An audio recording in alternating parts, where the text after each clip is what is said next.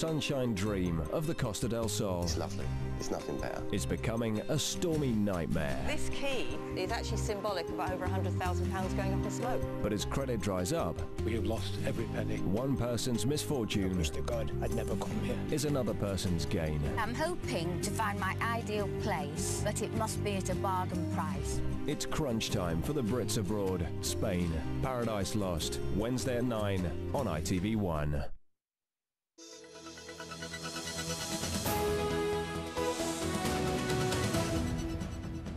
On Central tonight, the reformed drinker who's helping police tackle the booze culture. Gary Topley goes on night patrol and finds the dens where teenagers go to drink. It doesn't look a very comfortable place to sit and get drunk. Even, you know, I've never done anything like this when I was younger.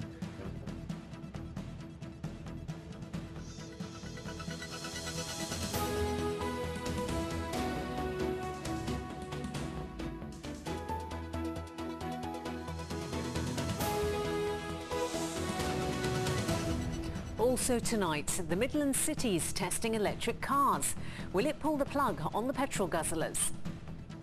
Preserving our past. English Heritage reveal which of our region's buildings are crumbling and how we can help.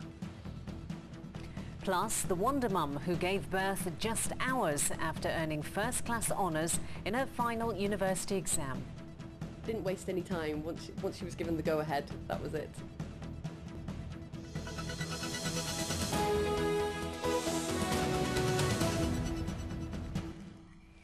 Good evening.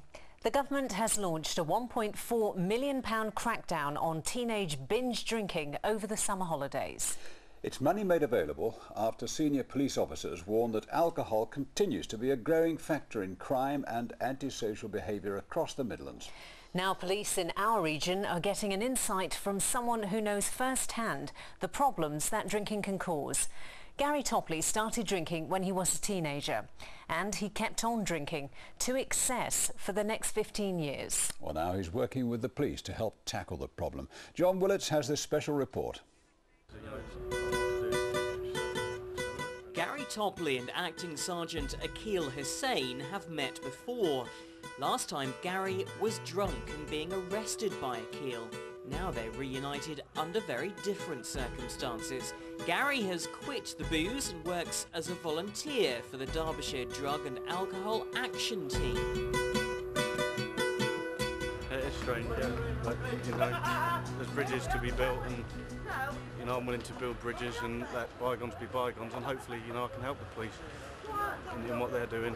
How have you been doing it? Got a little girl now. Have you? Yeah, and it came back, I got sent down last year. Did you? How many years have you been? It's nice to see Gary in this light, to be honest with you. Obviously, going back when I last saw him, it was a completely different situation. And it's great to see that people can actually change. So, no, it's really good. It's Friday night in Chesterfield and Gary has joined officers on the late shift. He wants to see for himself the problems caused by alcohol in the town, and he'll report his findings back to the drug and alcohol team. Have you any idea how much she's had to drink tonight? The police have been called to a 16-year-old girl who is almost unconscious from drinking too much. She's been sick while being given a lift home by friends. She's been drinking in park tonight, apparently. She's in a bit of a state. Obviously, the state that goes in now, she cannot be left on her own. And they really want to drive her home. It's some considerable distance to her home address, and it's not advisable to drive home. She's got to go to hospital. It just brings back memories of how I used to be when I went out drinking, and you know, it's a shame looking at that you know, youngsters have to get themselves in states like that to have a nice night. For Sergeant Les Rawson, it's a familiar sight. Nearly all the calls received by police in Chesterfield on Friday and Saturday nights are alcohol related. It's across the old age range. You just can't say it's the youngsters who are drinking to extremes. Everybody seems to be quite capable of it nowadays. One thing that does concern Gary is the number of cheap drink deals available on nights out. As a former binge drinker himself, he knows the risks of drinking too much. I used to go out on a Thursday and I'd be drinking from probably 12 in the afternoon, and then I'd go home at 4 o'clock the next morning, and my consumption would be 12 to 15 pints of lager, 12 bottles of VK, and maybe another 10 to 12 sambucas chucked on top of that. Do you think that we need to be looking at those offers in terms of how it's encouraging other people to drink? I think those offers should stop, because it's, you know, again, you've got this booze culture Britain, so to speak, and that's encouraging it more and more. But it's not just the quantity of alcohol, it's also where the drinking takes place that's concerning police. These garages are one of the areas where teenagers in Chesterfield gather.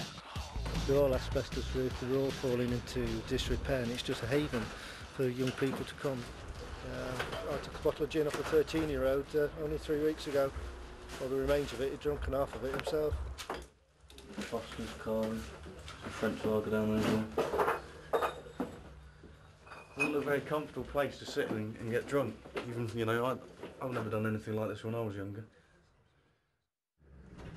This evening, what struck me the most is seeing the underage drinker and the state she got in, because it brought back a lot of memories from how I've been in the past. Also as well, seeing the places where youngsters do go drinking, how derelict they are and how dangerous they are as well. And that, you know, being a concern because of how dangerous some places really are.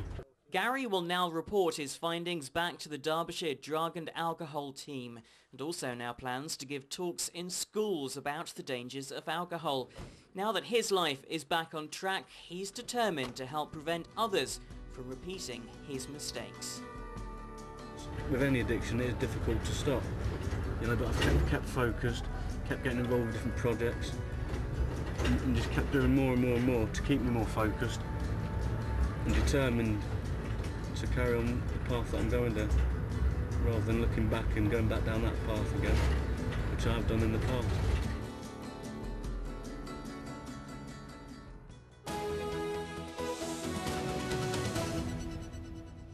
Other news now. Police have cordoned off a section of a disused railway track in Nottingham after a serious sexual assault. Police say a 16-year-old girl was